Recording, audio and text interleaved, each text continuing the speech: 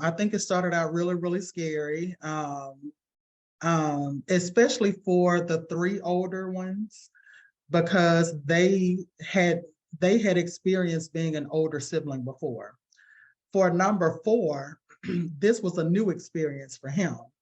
And so to to know, oh, I'm about to be an older brother, Right. but this is what's going on, that's a lot to have to help him understand. And at the time he was 8 years old.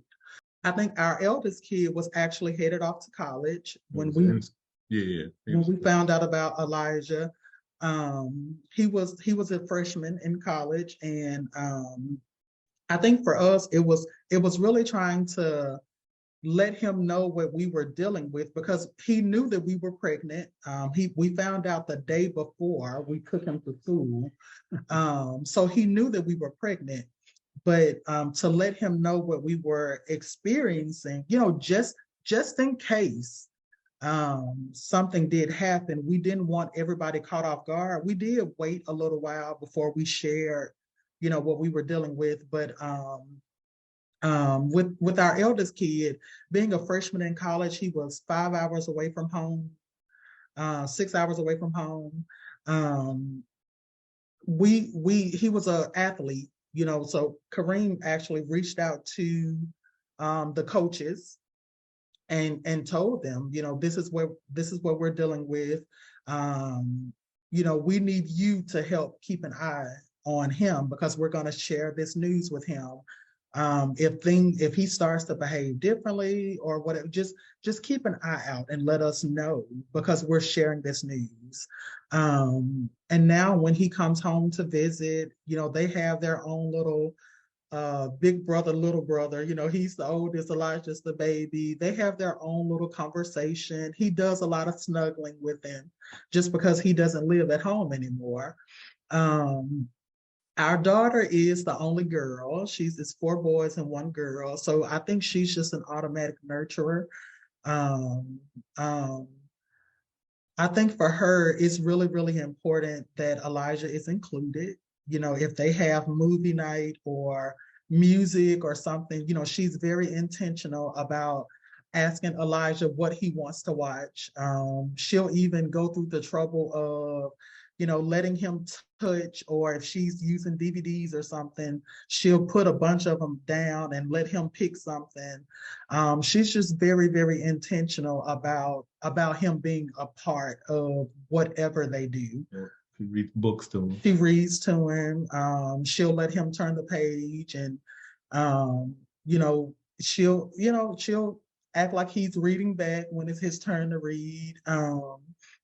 The other 2 boys, they are very much attached. I think one, I think they're both very protective. Yeah.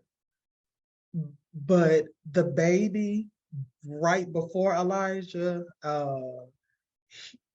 he is like the bodyguard. He is very much, he cares if if we're out and about and he notices somebody looking, or if he feels like somebody is saying something, he is very on guard. He is ready. He is ready to handle them. He is very much. He is very much. I think they're talking about Elijah. Right. But I think for him, he's just very protective. But because again, it's his first time being a big brother. He was the baby. That was his first response. Yeah. Wait, Mom, you're having a baby? So that means I don't have to be the baby anymore. Yeah. So, yeah, he was excited about that. Very excited. But I think for them, I think they appreciate each other more. They're siblings. They still go back and forth with each other. They'll talk trash to Elijah, and let him be a part of it. But they try to respond if they're tossing the ball or something. Elijah will make gestures and make coups and different things, and we have to help them notice sometimes, hey, Elijah's trying to play.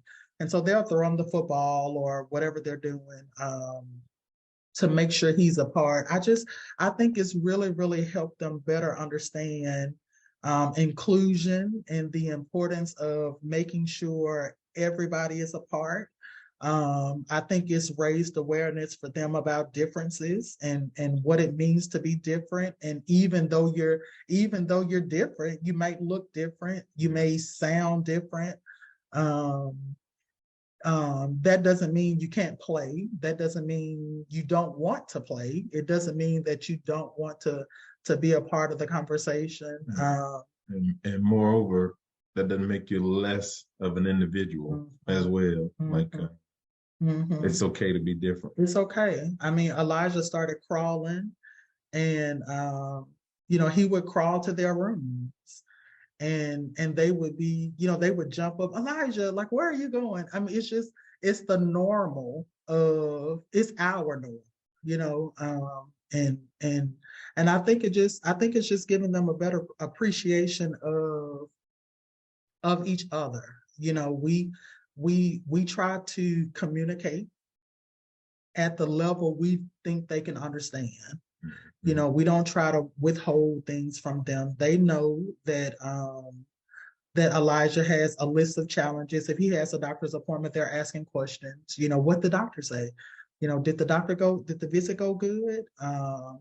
But they also know, they know that we have to fight for care.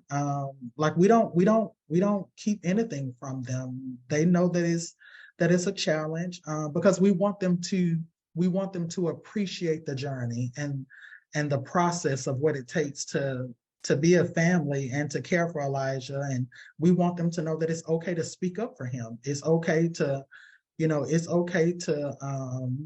to speak up for yourself, but it's okay to speak up for your little brother who's different, especially being in the school system now and other kids are there. And it's okay to help somebody understand the differences that Elijah has. And then, of course, tell the little guy, you can't beat everybody up, but like that's not the way you handle it. So right.